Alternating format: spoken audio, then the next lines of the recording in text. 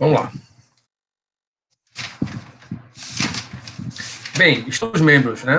Nós, na última aula, estudamos competência da União, né? Competência comum, competência subsidiária dos estados, competência paralela também em relação concorrente, né? Em relação aos estados União Federal e o Distrito Federal. E vamos estudar hoje a partir do artigo 25, que trata no capítulo 3 da nossa Constituição, que trata justamente do Estados-membros. Né? Nós estamos no título 3 da nossa Constituição, ainda no capítulo da organização do Estado, e vamos agora para o capítulo 3, que é justamente dos Estados Federados, artigo 25. Tá? Pois bem, nós já vimos, né, que a União ela exerce a soberania, né, ela representa tanto a União Federal como os Estados-membros a nível das relações internacionais, né? Mas, mesmo assim, o Constituinte, o nosso Constituinte, né, deu autonomia aos nossos Estados-membros. Deixa eu só ver aqui que alguém está querendo entrar. Não. E aí, o nosso Constituinte, voltando, o nosso Constituinte deu essa autonomia aos Estados-membros no sentido de eles se organizarem, né? Então, no caput do artigo 25 diz o seguinte: os Estados organizam-se e regem-se pelas constituições e leis que adotarem, observando os princípios desta Constituição. Então, vejam que, logo de cara no caput, né, o legislador constituinte falou o seguinte, que aos Estados eles se organizam de acordo com as suas constituições, ou seja, suas constituições estaduais e as leis que adotarem. Então, veja, os Estados eles gozam, né, dessa auto-organização, desse autogoverno, dessa auto-administração e dessa auto-legislação, que ela é materializada através das leis estaduais e da própria Constituição estadual, né? Cada Estado-membro tem a sua Constituição estadual. Então, essa autonomia dos Estados-membros, ela não se confunde com a soberania, certo? A soberania, quem tem a soberania é a República Federativa do Brasil, na qual é vinculado à União Federal. Então, é a União Federal, através da República Federativa do Brasil, né, dos Estados, que exerce essa soberania através do poder que foi dado à União Federal em defender, né, inclusive cuidar das nossas fronteiras. Então, essa autonomia dos Estados-membros, ela não se confunde com a soberania da União.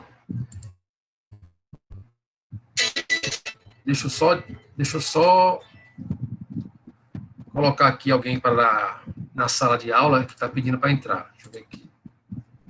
Toda vez que pede, eu tenho que mudar de tela. Só um minuto, minha gente. Maurício. Pois bem, vamos lá. Voltando. Então, primeiramente, né, a auto-organização, ela significa que cada Estado-membro... Sim, voltando aqui, me perdi, voltando um pouco. Então, voltando em relação ainda à soberania. Então, a União, ela tem a soberania, e essa soberania, quem exerce é a União, através da República Federativa do Brasil, que é diferente dessa autonomia que os Estados-membros têm, né? Autonomia de auto-administração, de autogoverno, de se auto-organizar do ponto de vista administrativo e político, né? Então, internamente, os entes federativos são autônomos nos limites das suas competências, né? E essas competências são definidas de forma através das suas constituições estaduais e da Constituição Federal. E essa delimitação está prevista na Constituição Federal. Então, a natureza jurídica dos Estados-membros, ela se configura como pessoas jurídicas de direito público interno, mas autônomos entre si. Primeiramente, né, a característica da auto-organização, ela se manifesta através de que cada Estado-membro pode se organizar através das suas constituições estaduais e das suas leis, né? Além disso, como eu já me referi, o caput do artigo 25 fala que os estados organizam-se pelas constituições estaduais e pelas leis que assim adotarem, observando os princípios da Constituição Federal. Então, quando os estados se organizam através do autogoverno, né, já que os próprios estados eles possuem por si só, cada estado possui o seu poder judiciário, possui o seu poder executivo, o seu poder legislativo, todo o sistema de segurança próprio, né, o próprio Ministério Público Estadual, a Defensoria Pública, enfim, toda essa auto-organização, esse autogoverno, também ela se manifesta, ela se reproduz nos estados, né, do poder legislativo, através das assembleias legislativas, dos deputados estaduais, e do poder judiciário, né. Além disso, né, por fim, os estados também se organizam na auto-administração, né, tendo justamente essa liberalidade de praticar autos administrativos através não só do seu poder executivo estadual, mas também das empresas e das autarquias, da administração indireta dos estados, né? Então, os estados também, nesse processo de auto-administração, elas também têm competência de criar suas empresas, suas estatais, suas empresas estatais, suas autarquias, suas universidades públicas e estaduais. E a autolegislação, claro, ela é manifestada através das assembleias legislativas, né? Pois bem, dito isso, dando continuidade, vamos falar um pouco, né, dos bens dos estados, né? Como nós tratamos também dos bens da União, o artigo 26, né, ela manifesta, é uma reprodução um pouco do caput, do artigo que fala dos bens da União, mas com um detalhamento voltado para os bens que são pertencentes aos estados. O que é que diz o artigo 26? Inclui-se entre os bens dos estados, né, inciso primeiro, as águas superficiais e subterrâneas, fluentes, emergentes e em depósito, ressalvada, neste caso, na forma da lei, as decorrentes de obras da União. Inciso 2, as áreas das ilhas oceânicas e costeiras que estiverem no seu domínio, excluindo sempre aquelas sob o domínio da União, dos municípios ou de terceiros, e as terras devolutas não contempladas entre as da União, né? Então, vejam, tudo que não é da União e que não é do município, né? Principalmente nós vimos, né, que não está lembrado, que as ilhas, né, quando é sede de município, o STF entendeu que as ilhas, quando é sede de município, o território pertence ao município, né? Então, vejam que o legislador, né, ele, de forma complementar, o legislador constituinte, nosso constituinte, de forma complementar, ele estabeleceu aquilo que não é pertencente à União, né? Por exemplo, as ilhas fluviais, as lacustres, não pertencem à União, pertencem aos estados, né? As terras devolutas, não compreendidas dentro da União, pertencem ao Estado. Quanto às águas internas, né, é importante salientar o seguinte: serão bens dos estados todas aquelas que não forem particulares ou bens da União. Vejam que sempre tem essa ressalva quando você faz menção aos bens dos estados. Se não for da União, será do Estado. Assim como os rios, os lagos que banham mais de um estado, que sirvam de limite com outros países, por exemplo, serão águas da União, né? Nos demais casos serão bens dos estados. Assim serão bens dos estados as águas superficiais que estão na superfície da terra, como os rios, os córregos, os ribeirões, as lagoas, as águas subterrâneas, como os lençóis freáticos. Um exemplo, por exemplo, nós temos o Rio São Francisco, né? Que sai lá, que aciona lá em Minas Gerais, passa por Sergipe, né? Bahia, Sergipe, Alagoas e Pernambuco. Então, o Rio São Francisco passa por 4 estados. Então, se ele passa por 4 estados, ele não pode ser considerado um bem vinculado a um estado, é o bem da União. Já, por exemplo, deixa eu ver aqui, o rio, né? O rio Capibaribe, que é esse rio que corta o Recife, mas que ele vem lá da zona da mata, da zona da mata, é Limoeiro ali, nasce ali em Limoeiro, passa por Limoeiro, Carpina. Então, o rio Capibaribe, né, ele é um rio que pertence, na realidade, ao Estado, né, porque ele é um rio que perpassa vários municípios e está dentro do território estadual. Então, essas peculiaridades, né, o legislador constituinte ele estabeleceu, quando um rio banha mais de um estado e que sirva também como limite entre esses estados, as suas águas pertencem à União.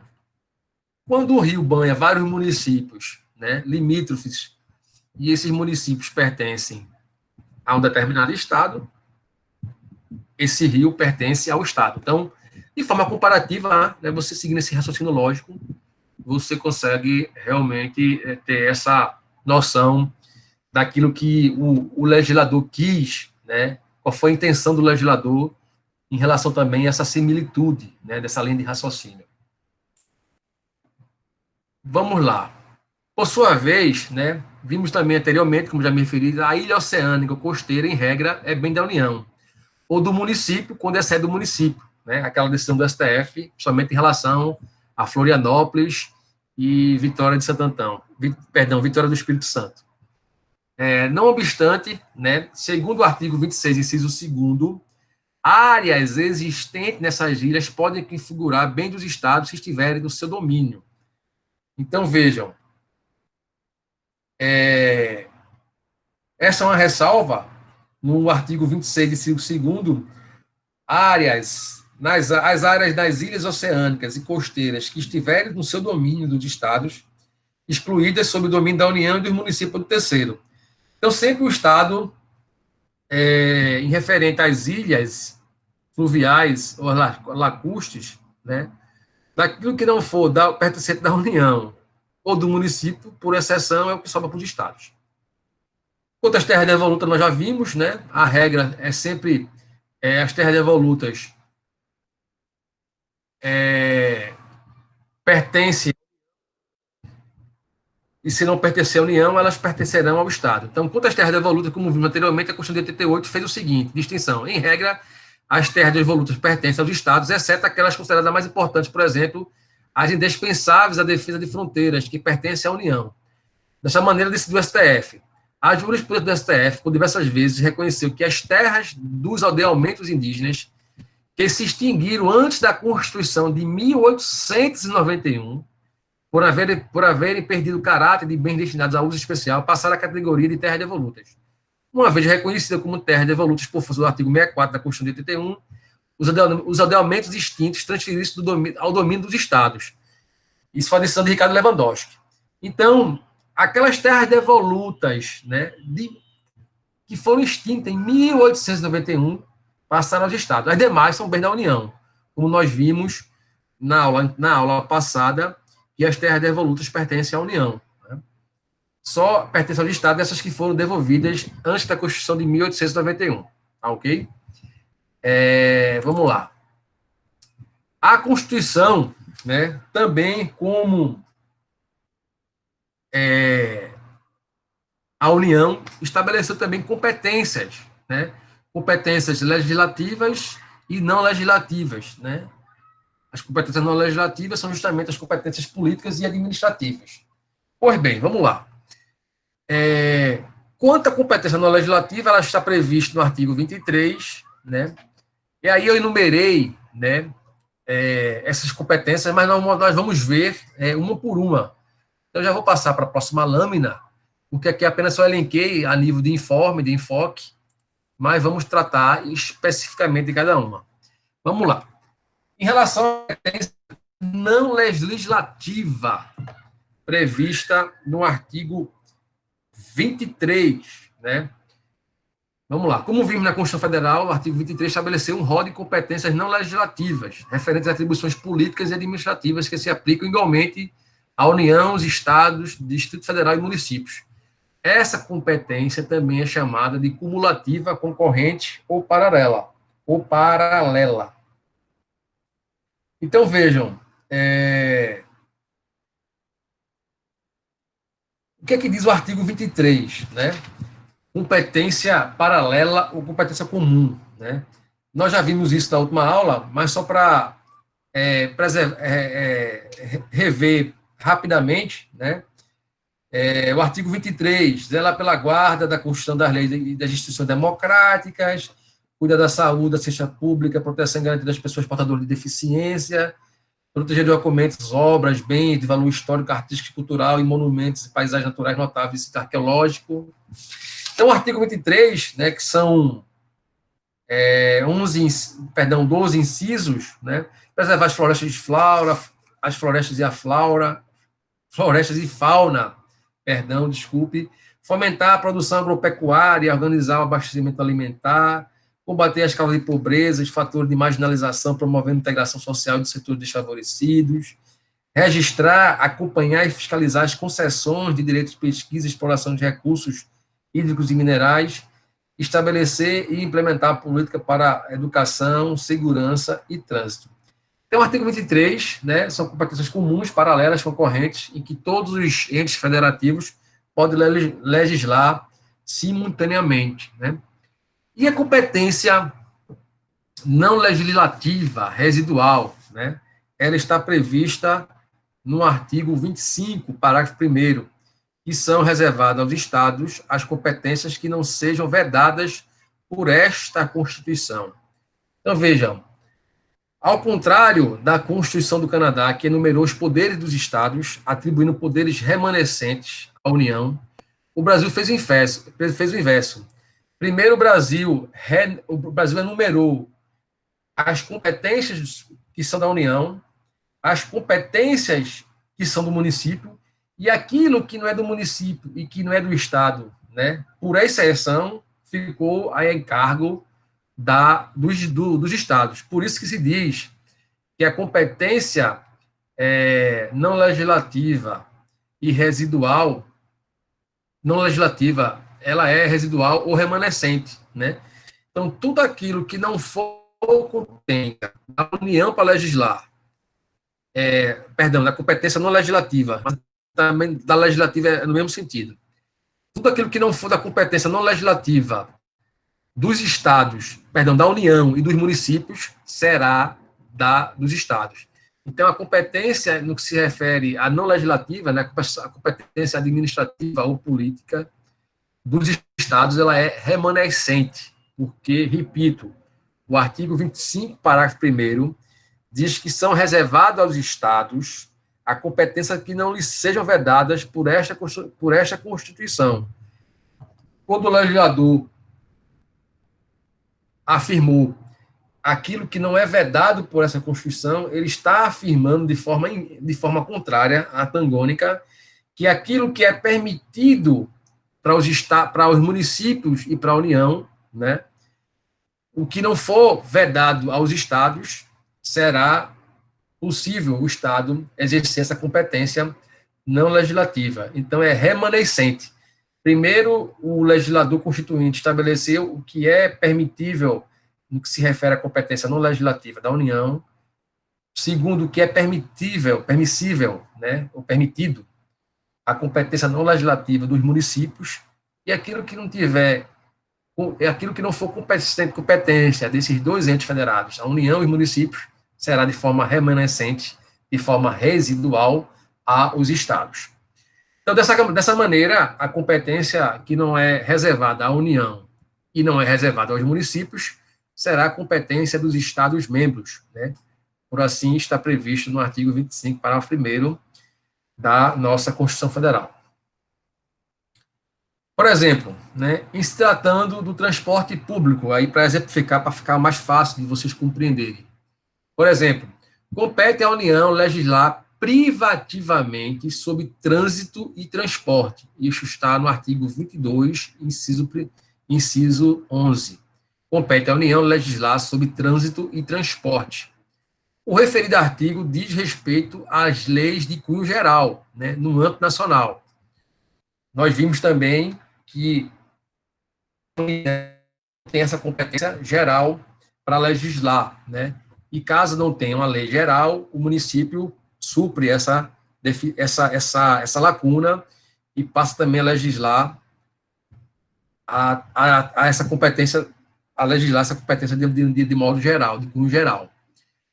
Então, vejam, o referido artigo diz respeito justamente às leis de cunho geral no âmbito nacional, por exemplo, a habilitação de veículos, automotores, etc. Por sua vez, compete aos municípios legislar sobre assuntos de interesse local, não é isso? Então, quem gerencia o trânsito municipal é o município, né? Por exemplo, aqui em Recife, quem gerencia é a CTTU. É a CTTU que tem a competência para gerir e administrar o trânsito do município do Recife, né? Mudar a via, inverter rua, enfim, como o transporte público. E o que caberá ao Estado? Caberá ao Estado legislar sobre o que não é competência da União e dos municípios, né? Então, se a União tem competência para legislar sobre as regras de cunho geral, né? Através do DENIT, do Departamento Nacional de Transporte, de Trânsito, enfim.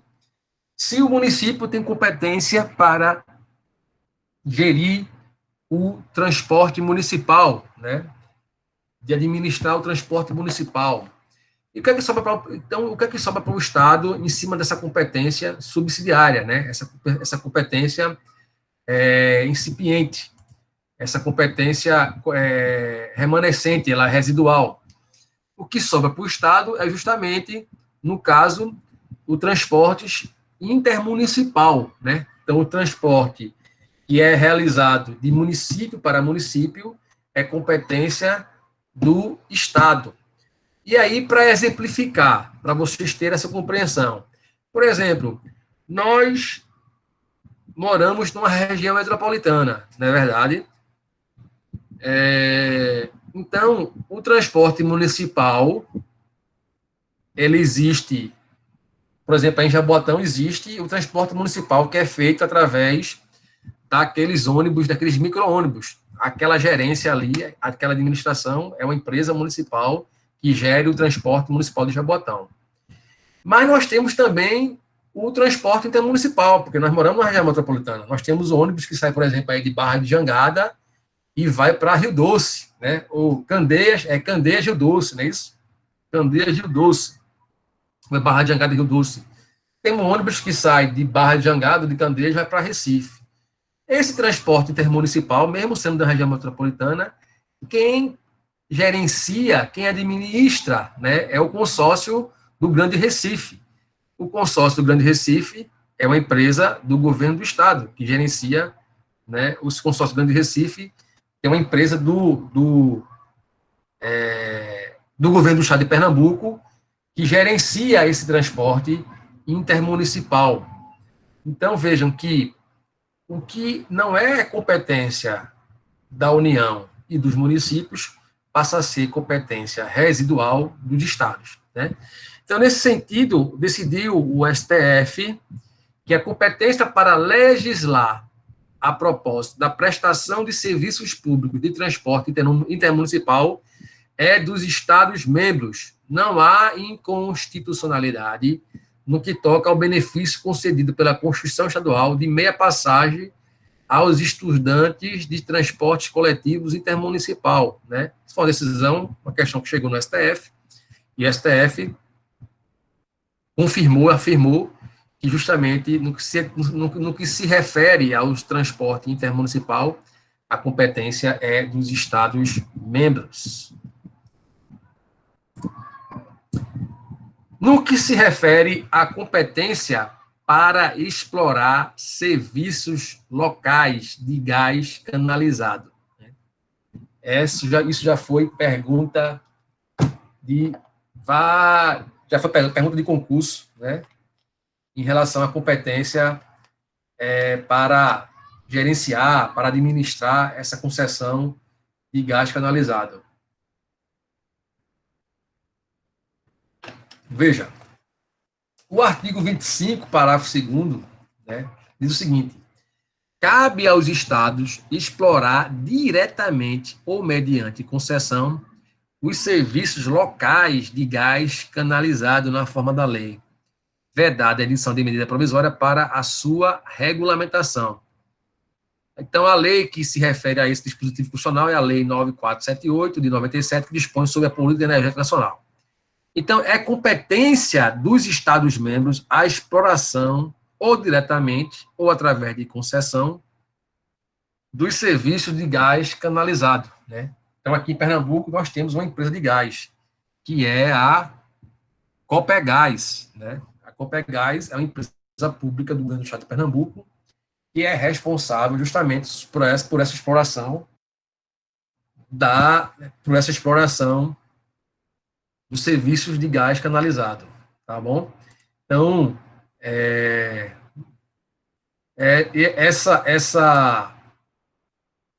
essa permissão, deixa eu só colocar aqui, alguém está pedindo para entrar, só um minuto, minha gente.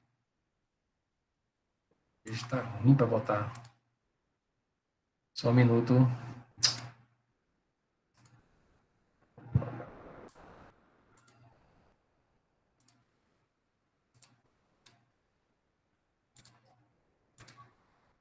Ok, Augusto. Boa noite, Augusto. Seja bem-vindo aí à nossa aula. Então, voltando aqui, minha gente.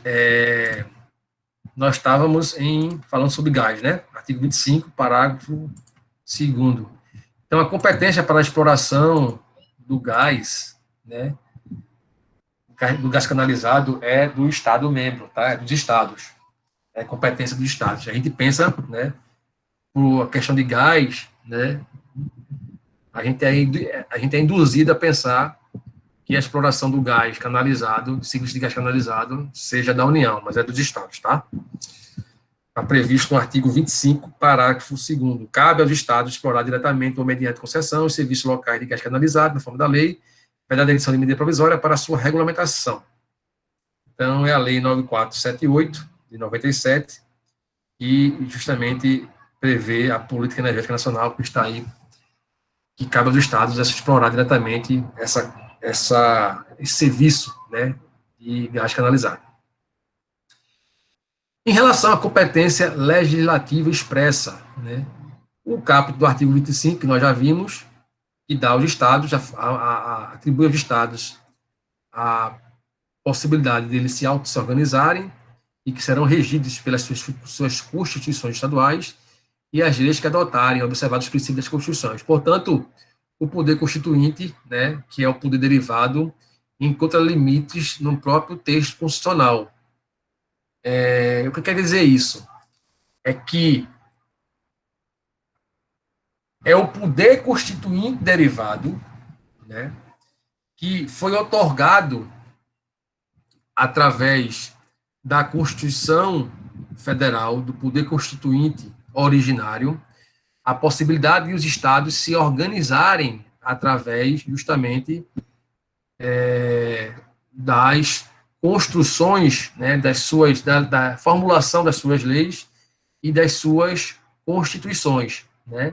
E essa limitação, né, da mesma forma que deu essa outorga aos estados se organizarem, os estados também têm os seus limites do ponto de vista e as constituições estaduais têm que seguir o que determina a Constituição Federal. Então, eu não posso ter um dispositivo constitucional estadual que seja contrário, que seja inconstitucional à Constituição Federal, né?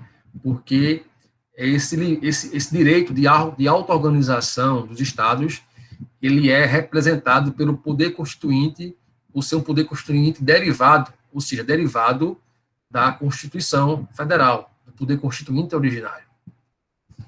Ok? Então, por essa razão, o STF já decidiu que o poder constituinte otorgado aos Estados-membros sofre as limitações jurídicas impostas pela Constituição Federal.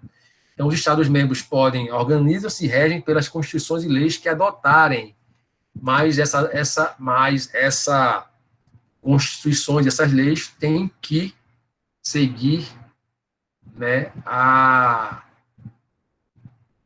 seguir as orientações, as limitações impostas pela Constituição Federal, submetendo-se, entanto, quanto ao exercício dessa prerrogativa institucional, né, é essencialmente limitada em sua extensão aos condicionamentos normativos impostos pela Constituição Federal, pois essa aqui reside o núcleo de emanação, né, o núcleo que deu essa outorga, essa autorização, e que informa e que dá substância ao poder constituinte decorrente que a Lei Fundamental da República confere às unidades regionais da Federação, a Federação do ministro Celso de Mello. Então, os estados detêm esse poder constituinte derivado, né, que foi otorgado, né, que é emanado da Constituição Federal através do poder constituinte originário. Né? Quem não está lembrado desse assunto de poder constituinte originário derivado, Constitucional 1, poder constituinte originário é aquele que cria, né, um novo ordenamento jurídico constitucional, né, que inova. Então, a nossa Constituição de 1988, o poder constituinte originário foi aquele que criou a Constituição de 88.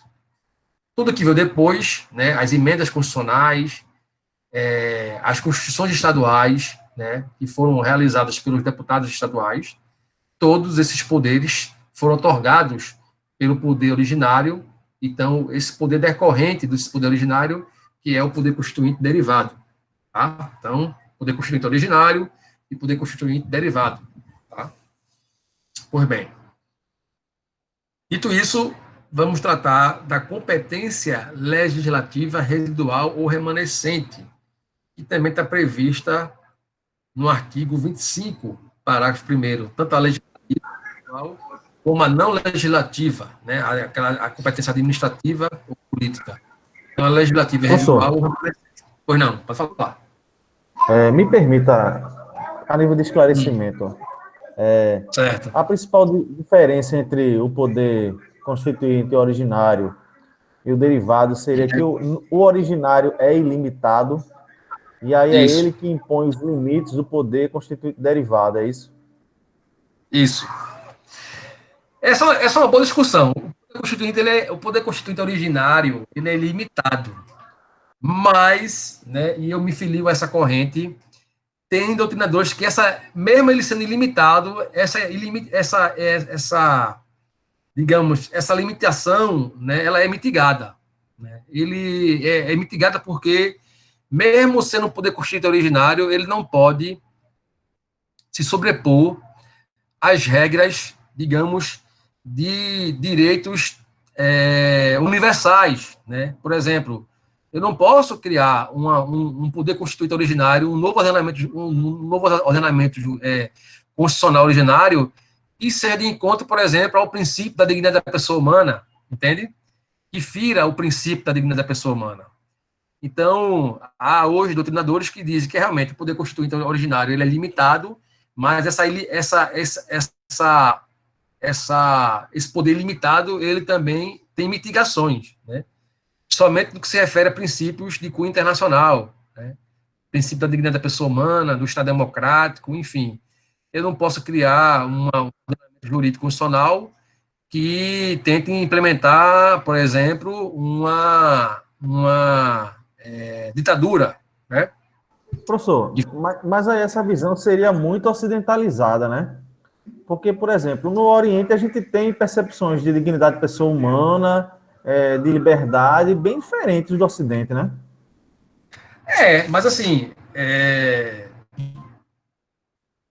geralmente o nosso direito constitucional, né, nós temos grande interferência justamente do Ocidente, né?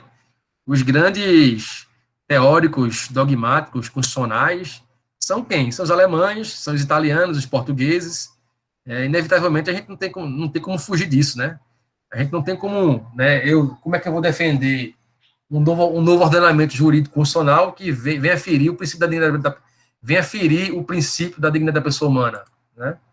Então, não, certo. Mas quando eu estou falando isso, eu estou falando assim que esse conceito de poder constituinte originário, a gente tem a nossa percepção ocidental, né? Com base aí nos teóricos europeus, na maioria, né? Mas, assim, esse poder, ele transcende isso, né? Porque depende do país de onde ele se origina. Por isso que ele é originário, que ele é limitado, né? O poder constitucional é limitado porque pode mudar todo o ordenamento jurídico de um Estado-nação. Né? Por exemplo, o Irã, que é um Estado teocrático. Você tem um presidente, mas quem é o líder máximo do Estado do Irã é o Atolá, né? Então, assim, você tem um Estado teocrático, né? Então, assim, dependendo da peculiaridade de cada Estado-nação, você você tem um certo ordenamento jurídico, né? Mas, assim, há também de ser uma discussão interessante, né? É que eu não posso, né, por exemplo, mesmo que ele seja originário e limitado, eu ferir regras ou princípios do ponto de vista que são universais, no qual o Brasil já é signatário. Né? O Brasil já é signatário de várias resoluções da ONU, de vários tratados internacionais, né? Aí, enfim, uma série de tratados internacionais, e um deles da Declaração Universal dos Direitos Humanos, enfim, que detém regras internacionais, né? Tanto do ponto de vista da ONU como da OEA, e não dá como a gente admitir, por exemplo, que no Brasil pudesse ter um poder constituinte originário ilimitado que viesse a ferir determinadas regras, principalmente regras de princípios de cunho internacional, como o princípio da dignidade da pessoa humana, como o princípio da igualdade, o princípio da fraternidade, da solidariedade entre os povos, enfim. É uma discussão interessante e eu particularmente me filio a essa corrente, sabe? Mas, enfim, não deixa de ser um poder constituinte originário. Richelle, que entrou agora, boa noite, Richelle, seja bem-vindo aí à nossa aula, querida. Ok, Augusto? Beleza, vamos embora.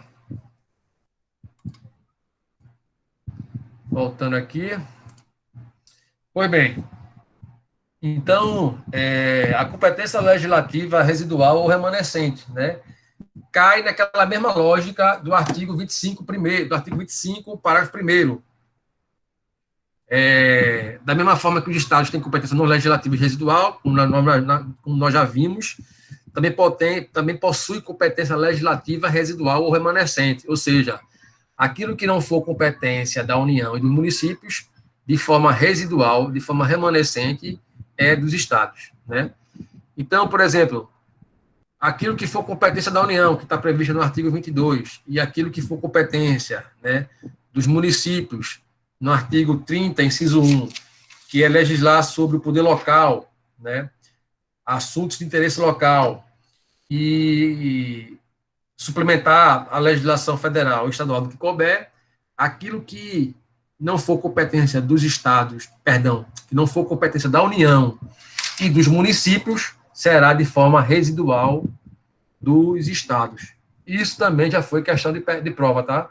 A competência dos estados, ela é própria, ela é comum ou ela é residual ou remanescente, né? Então, a competência legislativa, tanto a competência legislativa como a não legislativa dos estados, ela é residual ou remanescente, né? Aquilo que já está previsto enquanto competência da União e dos municípios, o que sobrar é dos estados. Competência legislativa delegada pela União. Está previsto no artigo 22, parágrafo único. Nós já vimos isso, né? Só rememorando na última aula, o que é que diz o artigo 22, parágrafo único? Diz justamente que a União pode, né, através de lei complementar, poderá autorizar os estados a legislar sobre questões específicas das matérias relacionadas nesse artigo, né? Então, é a competência delegada, legislativa delegada. A União delega, através de lei complementar, aquilo que seria competência sua.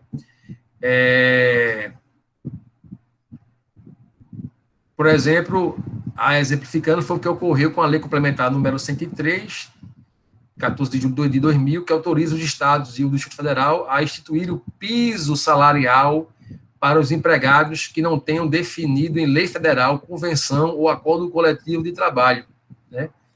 Vocês sabem que em Pernambuco, né, acho que foi ano retrasado, nós temos uma lei estadual que fixa o piso do advogado em Pernambuco, né? Vocês sabem disso, sabe?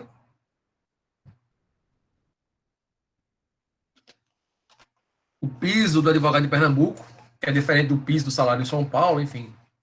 Aqui, salvo me engano, é R$ 2.000 o piso do advogado em Pernambuco. Salário, vai no salário, né? Dá para viver super bem com R$ 2.000. Pois é, isso é a nossa realidade. É o piso salarial do advogado de Pernambuco é R$ 2.000. Né? Posso dizer os centavos, mas se colocar no Google aí, só me lembro que é R$ 2.000 o piso, a base é essa.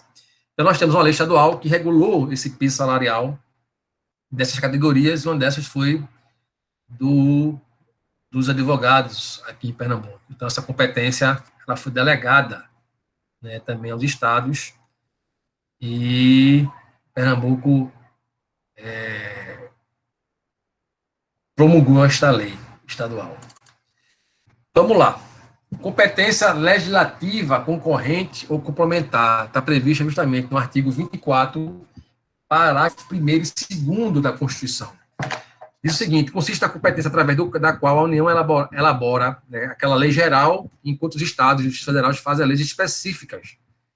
Esta competência para elaborar as leis específicas, e se tratando de competência concorrente, recebe o nome de competência legislativa, concorrente, complementar, e está prevista, como me referi, no artigo 24, parágrafo 1º e 2º. Né?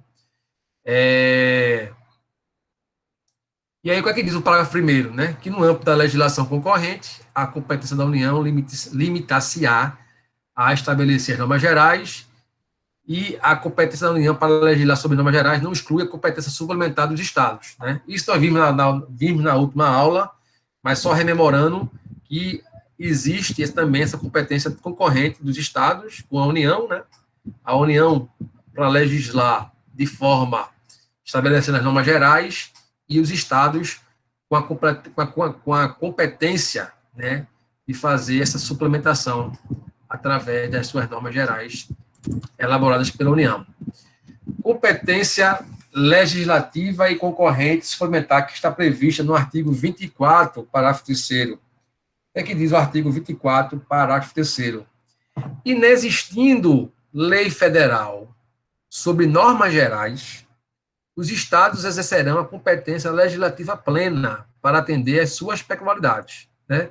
Ou seja, o artigo 1º e o 2º fala que a União exerce a competência para legislar de forma geral, né?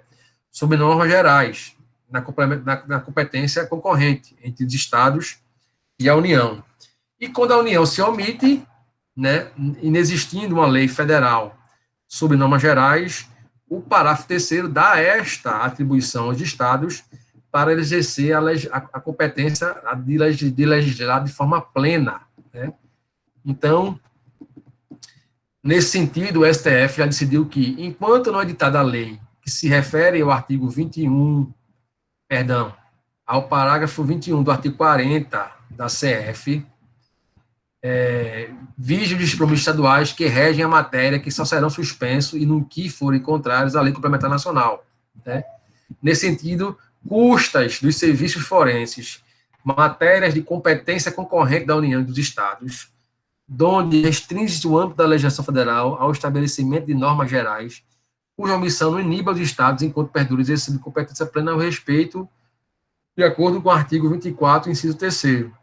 Essa decisão de ministro pura pertence, no caso da omissão dos estados, a legislar sobre custos dos serviços gerais, dos serviços forenses. Então, na omissão, na época, os estados exerceram essa competência plena justamente na legislação dos serviços forenses. Tá? Esse foi um exemplo que chegou no STF. Então, só rememorando, né, nós já vimos isso na última aula, se houver a superveniência de lei federal sobre normas gerais, suspende, né, isso, a eficácia da lei estadual no que lhe for contrário. Está lembrado disso, né? Se a superveniência de lei federal vier regulando, né, o que era para ser a competência de normas gerais, então ela suspende a eficácia da lei estadual no que lhe for contrário. E se a lei federal for revogada, a lei estadual passa a revigorar novamente, né? Ela passa a ter validade novamente. Nós vimos isso na última aula, ok? Está tudo no artigo 24, nos parágrafos 1º, 2º, 3º e 4º. Tá ok, minha gente? Competência legislativa tributária. Está prevista no artigo 155, né? Que trata justamente da competência dos estados instituírem seus próprios impostos, né? Então, imposto de transmissão causa mortes é do estado, o famoso ITBI, né? Causa morte da ação de qualquer bem ou direito. Quando você abre o inventário, ou quando você faz uma doação, você paga o imposto de transmissão, e esse imposto de transmissão é de competência do Estado, né? Então, todo inventário, quando se tem bens, né, propriedade, e se faz a abertura do inventário, sempre quando o de cujos passa o bem para os herdeiros, essa transmissão de propriedade, ela paga imposto, ITBI, e essa cobrança, esse imposto é devido ao Estado membro, aos estados, tá? Então, a fazenda estadual, a fazenda pública estadual, é que tem a competência para auferir, para fazer essa cobrança. Operações relativas à circulação de mercadorias, né, o famoso ICMS, as prestações de serviço de transporte interestadual e intermunicipal de comunicação, né, e também o famoso propriedade de veículos automotores, né, o nosso famosíssimo IPVA, que todo ano chega para a gente pagar, também é competência dos estados. Então, veja que os estados têm essa competência também para instituir os impostos, e, basicamente, claro, o nosso foco não é direito tributário, mas como nós estamos tratando de competência, né, não poderia nos omitir em relação a isso, né, a competência dos estados membros no que se refere à questão da legislação tributária. Então, ITBI, ICMS, IPVA, tudo isso é competência dos estados. Um outro assunto também interessante, né, é no que se refere à organização das regiões metropolitanas, né, das regiões metropolitanas, onde você tem um aglomerado de municípios e que você tem uma política de desenvolvimento específica. Isso está previsto no parágrafo 3º. Os estados poderão, mediante lei complementar, instituir regiões metropolitanas, aglomerações urbanas ou micro-regiões, constituídas por agrupamentos de municípios limítrofes para integrar a organização, o planejamento e a execução de funções públicas de interesse comum. Nós temos aqui a região metropolitana do Recife, não é verdade? Inclusive, Goiânia, né? Eu não sei se Goiânia entrou, Goiânia na região da zona da Mata Norte, que era da zona da Mata Norte, onde está a Jipe, entrou na região metropolitana, mas parece que já pediu para sair, ou se já saiu. Eu sei que tinha entrado. Então, veja que Recife até Goiânia, 65 quilômetros de distância do Marco Zero, fazia parte da região metropolitana do Recife. Então, para distinguir aqui, o que seria, né, o que o doutrinador enumera, né, conceitua enquanto região metropolitana. Região metropolitana são aquelas formadas por um conjunto de municípios que se encontram em torno de uma grande cidade, como Recife e cidades vizinhas, né?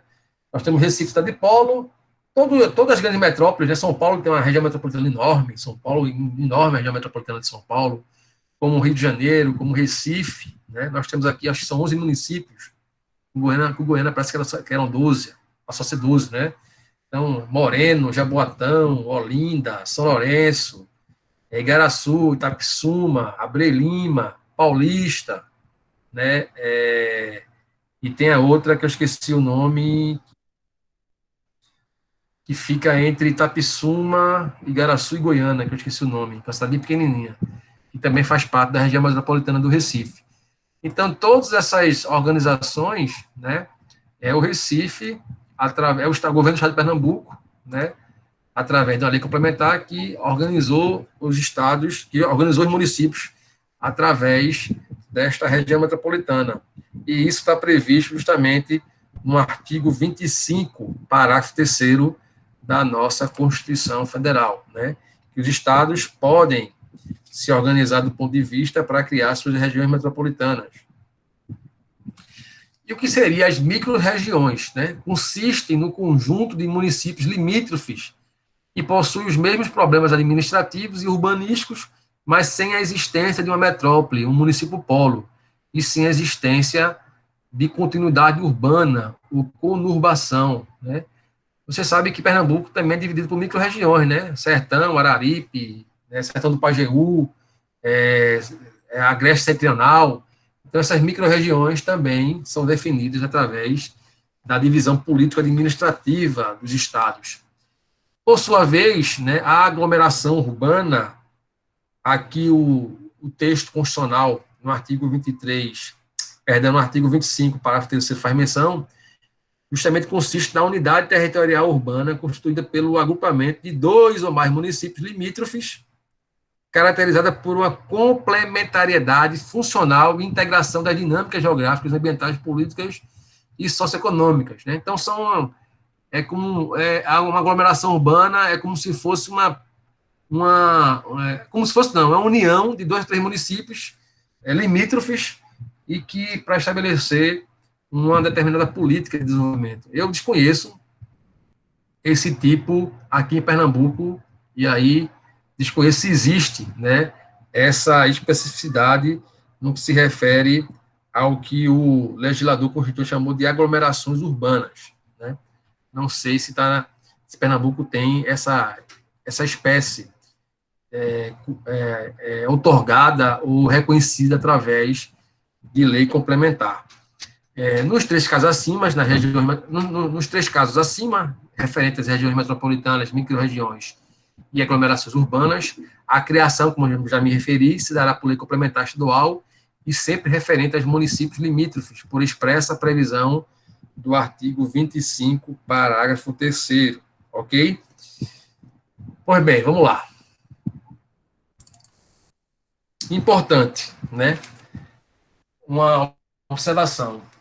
Essas regiões criadas por lei complementar estadual não serão novos entes federativos, né? Não gozando de autonomia, são órgãos com funções meramente administrativas ou executórias, né? Então, por exemplo, a região metropolitana do Recife é como um ente federativo novo, né? Ela é um consórcio de regiões metropolitanas, é um consórcio de municípios, né? Que tem, né, um fórum específico para definir, para discutir as questões que envolvem a região metropolitana, mas que apenas se limitam a discutir questões meramente de cunhos administrativos, mas não têm autonomia do ponto de vista para representar ou se configurar um novo ente federado, tá? Por fim, e aí o Estatuto da Metrópole, né, que é a Lei 13.089, é possível, né, a criação de uma mesma região administrativa envolvendo municípios de diferentes estados, né? Então, a lei, que é a lei do Estatuto da Metrópole, estabelece que a instituição de região metropolitana ou de aglomeração urbana que envolva municípios pertencentes a mais de um estado será formalizada mediante a aprovação de leis complementares pelas assembleias legislativas de cada um dos estados envolvidos, né? Então, o legislador infraconstitucional, a legislação, perdão, assegurou, né, que é possível criar regiões metropolitanas que envolvam municípios sempre limítrofes, pertencente a mais de um estado, só que para que isso aconteça é necessário a aprovação de lei complementar por cada Assembleia Legislativa de cada estado, tá? Isso é uma questão curiosa, interessante, então eu trouxe aí para vocês. E vamos tratar, né, vamos começar a tratar especificamente hoje, né, que é um assunto interessante, que é a formação de Estados-membros, né? A formação de novos Estados-membros, né? É possível a criação de Estados-membros, novos Estados-membros, como é que isso é feito, né? É divisão, é fusão, ou é ajuntamento, agrupamento?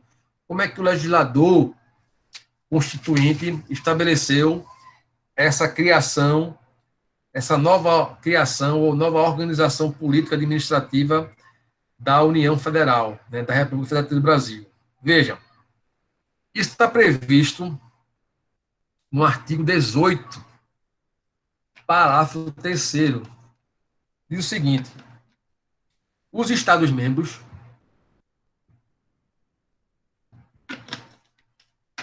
os Estados podem incorporar-se entre si, subdividir-se ou desmembrar-se para se anexarem a outros, ou formarem novos estados ou territórios federais, mediante aprovação da população diretamente interessada, através de plebiscito e do Congresso Nacional por lei complementar. Então, vejam que o Constituinte, né, estabeleceu, no artigo 18, parágrafo 3º, essa possibilidade de formação de novos Estados-membros, né?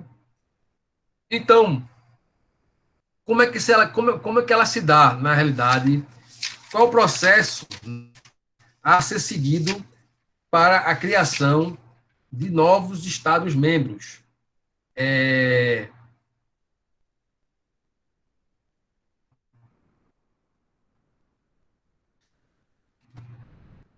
Primeiramente, o legislador constituinte ele estabeleceu que é necessário ouvir, né, a população envolvida dos respectivos estados através de um plebiscito, né? Então, o plebiscito, por meio de plebiscito, a população interessada deverá aprovar a formação desse novo estado. Não havendo essa aprovação, não se passará para a próxima fase, na medida em que o plebiscito é condição prévia e é essencial para a fase seguinte, ou seja, é condição sine qua non, né? É condição essencial que haja a aprovação do plebiscito, através de por plebiscito, né? Então, a propositura, né, de um projeto complementar, artigo 4º da Lei 9709/98, estabelece que, sendo favorável o resultado da consulta prévia, né, que regulamenta justamente essa criação dos Estados-membros, estabelece que, sendo favorável o resultado da consulta prévia ao povo mediante plebiscito, será proposto, projeto de lei perante qualquer das casas do Congresso Nacional. Então, havendo a aprovação por plebiscito, né, havendo a aprovação por plebiscito, posteriormente será feita a propositura de um projeto de lei que será apresentado perante qualquer das casas do Congresso Nacional, né? Pode ser projeto de lei de um senador ou de um deputado federal. Então, vamos entender como é que é esse processo, né?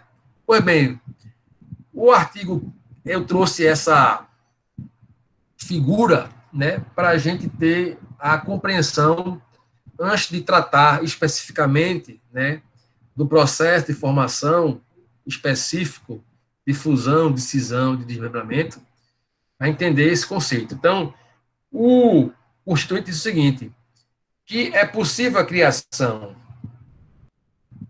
de Estado-membro através de podem incorporar-se entre si ou subdividir-se ou desmembrar-se para se anexarem a outros.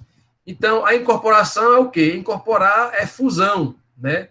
Então, você pega um estado A com um estado B, ambos se incorporam através da fusão e criam um novo estado, um estado C, né? A cisão é justamente o processo inverso da fusão. Você tem um estado A que subdivide-se em dois, né? Então, você cria dois estados. Você tem um estado A que subdivide-se e cria um estado B e um estado C.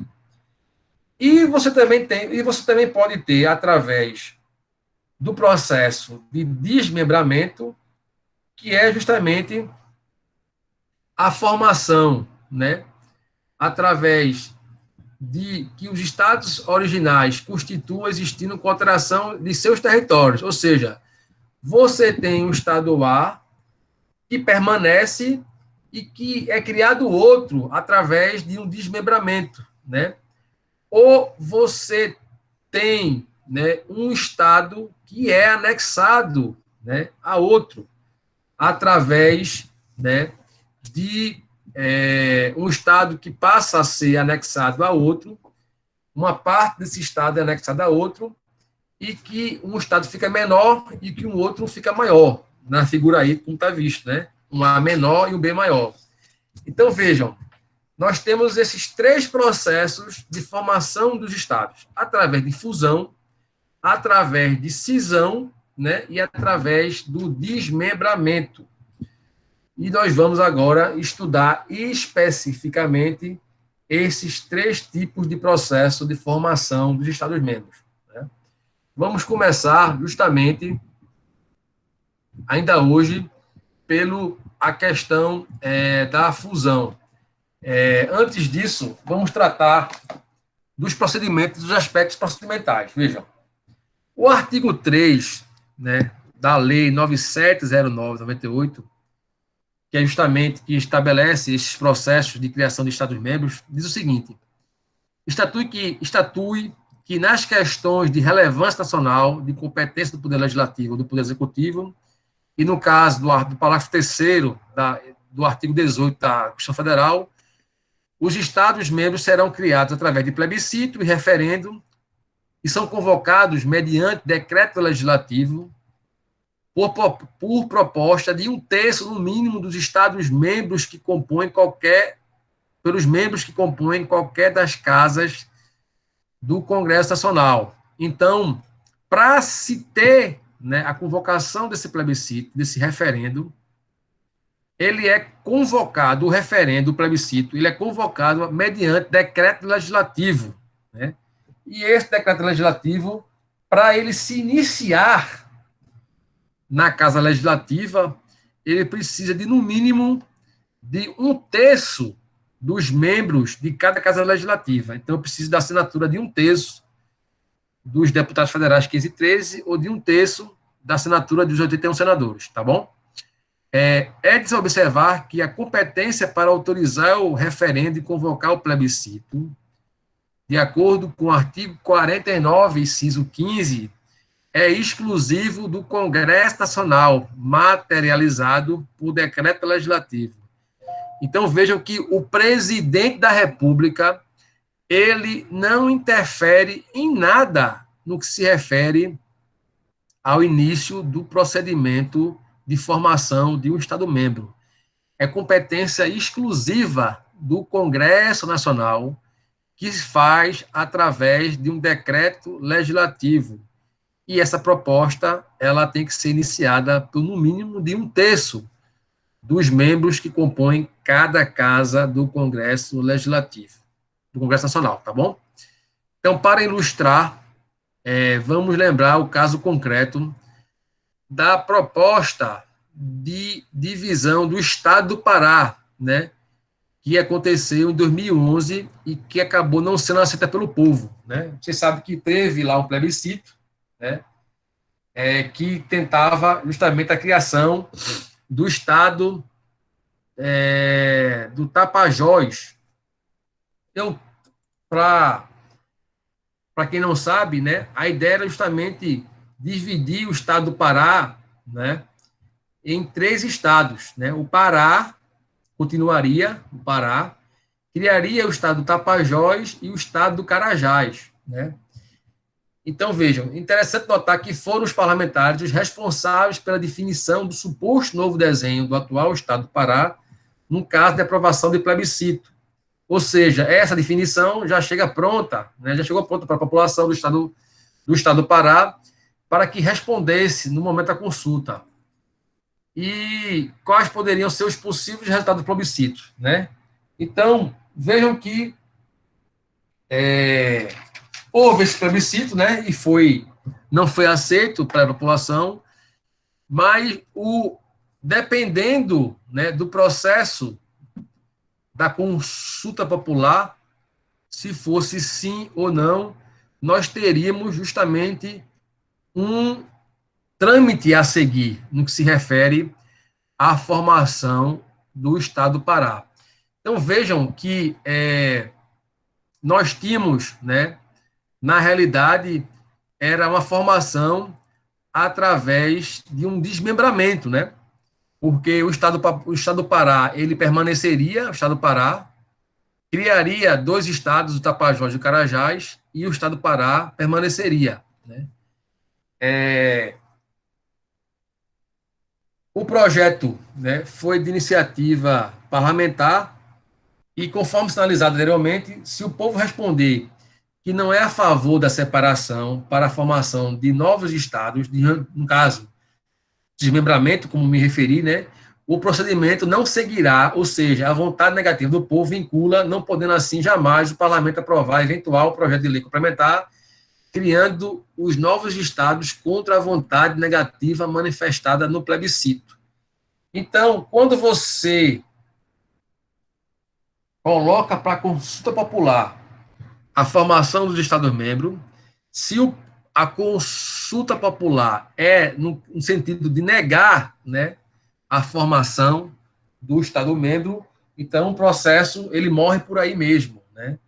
O legislador, né, o deputado, o senador, não tem, né, mais competência para dar seguimento a esse procedimento, tanto na Câmara ou como no Senado. Então, a consulta popular, ela é, como me referi, condição essencial para dar seguimento ou não a esse processo. Então, portanto, parece-nos possível concluir que a democracia direta prevalece sobre a democracia representativa, né? Se o povo diz que não quer essa criação, essa formação, esse desmembramento, então o processo se encerra. Agora, se, ao contrário, a vontade do povo for no sentido favorável, né, ao projeto de lei complementar, então poderá seguir a tramitação. Então, o processo tem sequência. Então, assim, o parlamento avaliará, né, com autonomia a conveniência ou não da criação dos novos estados. Ok?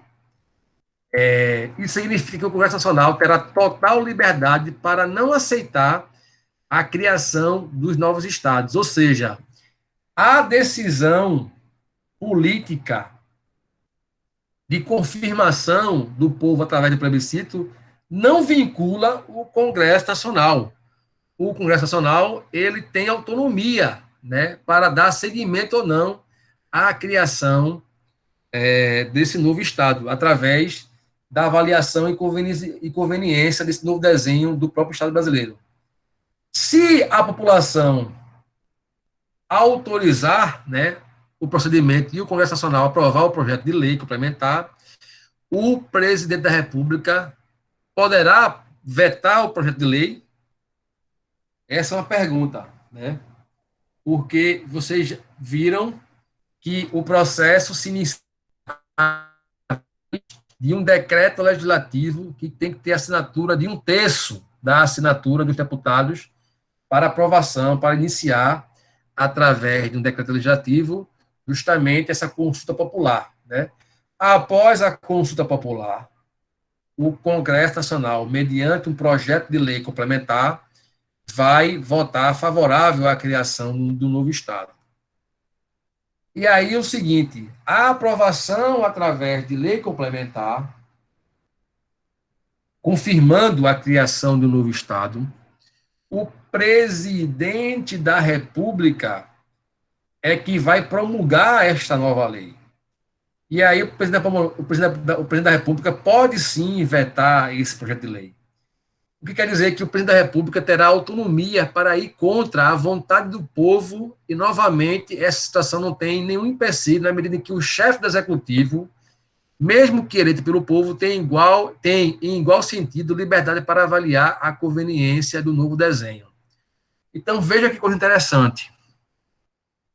O processo se inicia sem participação do presidente da República, através do decreto legislativo, que vai para o referendo, né, que vai para uma consulta popular, e aí o povo aprovando justamente esta criação, o Congresso vai se debruçar para a aprovação dessa lei complementar, que não vincula a decisão do Congresso, né?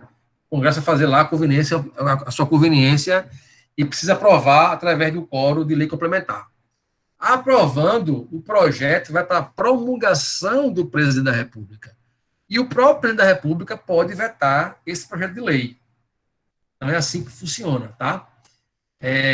Nesse caso, parece-nos que, consagrado o sistema de freios e contrapesos e em respeito à liberdade do artigo 66, parágrafo 4, o que é que diz o artigo 66, parágrafo 4? Fala justamente do poder de veto do presidente, né? Diz o seguinte, 66, parágrafo 4. Só localizar aqui para. Diz o seguinte: o veto será apreciado em sessão conjunta dentro de 30 dias a contar de seu recebimento, só podendo ser rejeitado pelo voto da maioria absoluta dos deputados e senadores. Né? Nós vamos ainda estudar, né, essa questão do processo legislativo, mas o próprio Congresso pode derrubar o veto do presidente. Né? Você sabe que o Congresso ele se reúne. Quando o Congresso vai votar o veto do presidente é o Congresso Nacional que se reúne conjuntamente, né? A Câmara e o Senado Federal se reúnem conjuntamente para votar ou manter ou não os vetos do presidente. Mas mesmo assim, o presidente pode vetar o projeto de lei complementar que cria, né? Que cria um novo Estado-membro. Avançando nesse sentido, né? Como eu já me referi, né? O veto do presidente, o veto presidencial, ele será apreciado pelo parlamento em sessão conjunta, dentro de 30 dias a contar do seu recebimento, podendo ser rejeitado pelo voto da maioria absoluta dos deputados e senadores, né? Então, o veto tem que ser rejeitado pela maioria absoluta dos deputados e senadores. E só relembrando que a emenda constitucional de 2013, número 76, no tocante ao modo de votação, aboliu a regra do voto secreto, passando a votação ser aberta, ostensiva, ou seja, voto aberto. Então, os votos em relação ao veto do presidente são voto aberto. Tá? Nunca isso deve ser estendido por população diretamente interessada a ser ouvida no plebiscito. Vejam, o STF, em 2011, né, no julgamento justamente da ADI 2650, estabeleceu justamente o plebiscito para o desmembramento de um Estado da Federação deve envolver tão somente a população do território a ser desmembrado, mas também a todo o Estado-membro, no caso, exemplo e análise, a população do Estado do Pará. Então, o STF entendeu que, no caso aí da criação do Estado, né, do Tapajós, né, deveria ser ouvido não só apenas a população interessada na formação do Estado Tapajós, mas toda a população do Estado do Pará, né?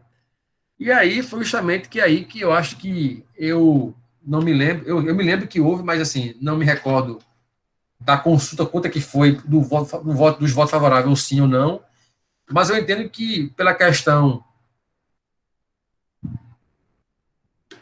principalmente dos moradores, né, que aí moravam no estado do Pará, e aí deveria envolver o município de Belém, né, capital, possivelmente não queriam que houvesse esse desmembramento. Ainda no mesmo sentido da ADI, né,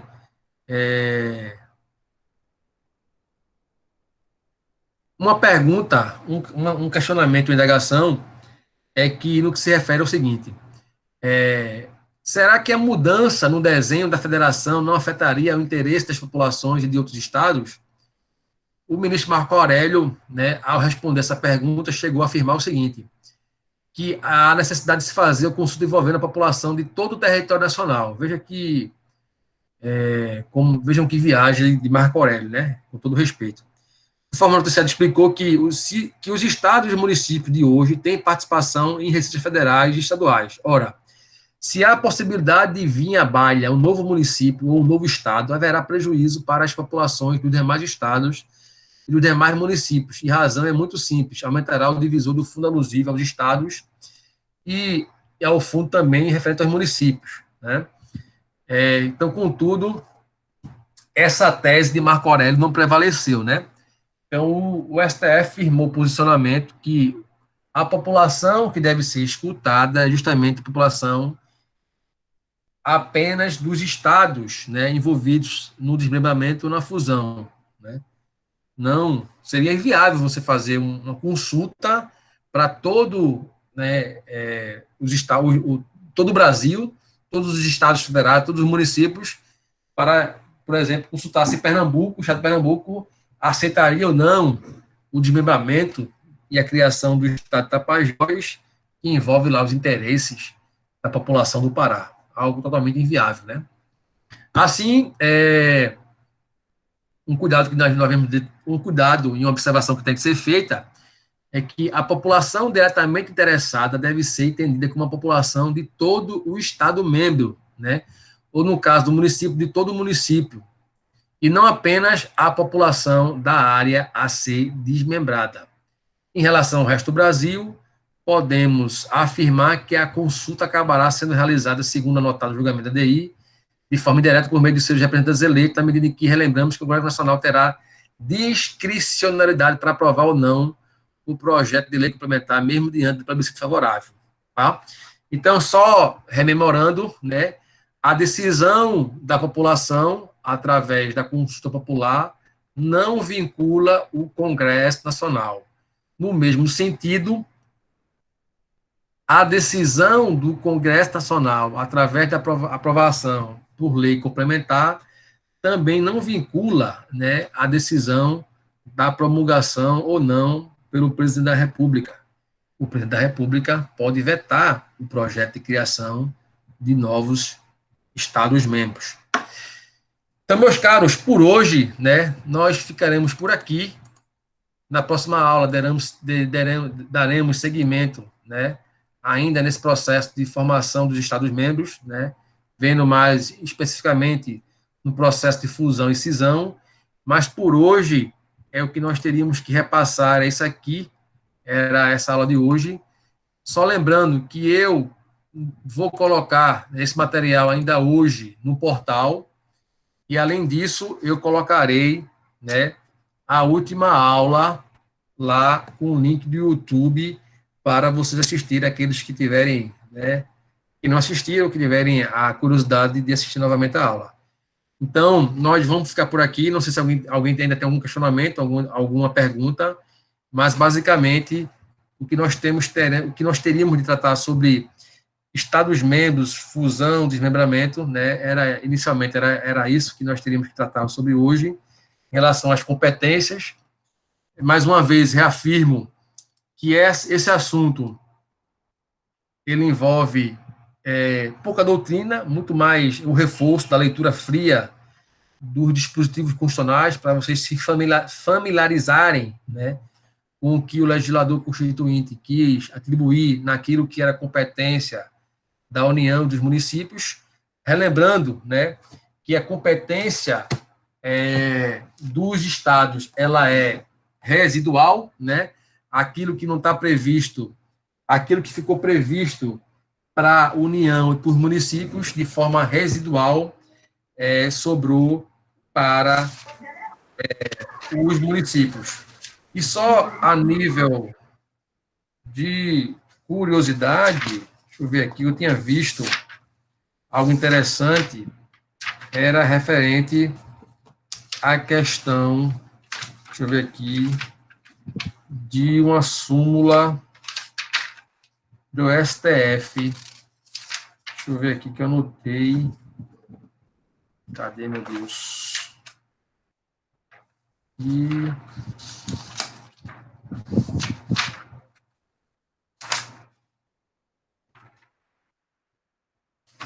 criação do Estado. Então, a súmula do STF aqui. Só me lembrar aqui. Só um minutinho, viu, minha gente?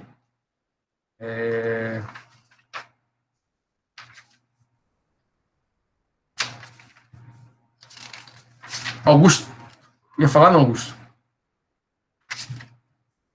Eu ia perguntar ao senhor, com relação aos municípios e à Assembleia Legislativa dos Estados, aqui, de onde Isso. é que origina o projeto? Isso. Nós vamos ver isso na próxima aula, tá? Nós vamos entrar em municípios, mas é isso. É a Assembleia Legislativa, que também é uma norma que é prevista tanto na Constituição Federal, mas que também é remetida na Constituição Estadual, esse processo, ele se inicia, né, da mesma forma como ele se inicia de forma analógica para a criação dos estados no Congresso Nacional, para os municípios, esse processo, esse start, ele é feito nas Assembleias Legislativas, certo? Eu vou ficar devendo a vocês a súmula que eu vi, mas na próxima aula eu trago, eu me perdi aqui, eu tinha grifado aqui, mas na próxima aula eu trago esse comentário em relação à súmula, em relação à jurisprudência do STF, que eu vi um julgamento interessante sobre isso, e, rapaz, eu marquei aqui, mas terminei, marquei aqui justamente para comentar no final da aula, mas me perdi aqui, mas eu vou achar, e na próxima aula eu trago para vocês, tá? Então, minha gente, era basicamente isso que eu tinha que tratar para vocês, que tinha que tratar com vocês hoje. Repetindo, vou colocar o material no portal e a aula também eu vou subir para o YouTube e colocar o link para vocês, tá bom? Então, desejar a todos uma boa noite, né? A todos vocês uma boa resto de semana aí, que a gente possa realmente voltar para a semana com gosto e gás e que realmente a gente possa, né, vencer definitivamente o Covid, né? Aí os acontecimentos recentes desse feriado aí realmente foi algo terrível, mas enfim, vamos se cuidar e a gente se cuidando também está cuidando das pessoas, tá bom? Boa noite a todos e a todas, até a próxima semana. Abraço fraterno. Boa noite, professor. Um abraço. Boa noite, professor. Boa noite, querida.